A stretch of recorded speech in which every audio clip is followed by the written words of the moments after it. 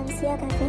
সেখানে বসে ওর পছন্দ মতো অর্ডার দিতে না দিতে এই দেখো খাবার এসে হাজির। তো এখানে সমস্ত খাবার আসার পর তারপর আমার ভাইপো স্টার্ট করলো খেতে।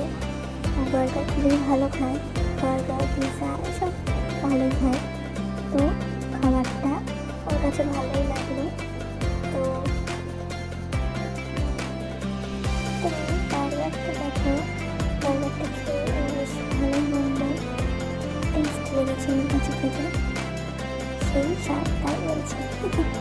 তো তারপর যাই হোক ওর হচ্ছে পিৎজা খেতে ইচ্ছা করছিল।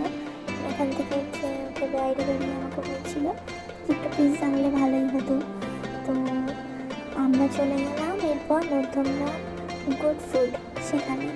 তো সেখান থেকে আমরা দুটো পিৎজা অর্ডার করলাম।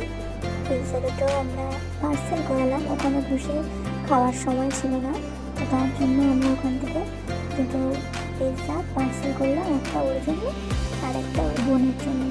তো দুজনের জন্য দুটো পার্সেল করে আমরা তারপর সোজা বাড়ি চলে গেলাম। তো ভিডিওটা তোমাদের কেমন লাগলো অবশ্যই লাইক করো, সাবস্ক্রাইব করো। দেখা হবে আগামী ভিডিও। টাটা।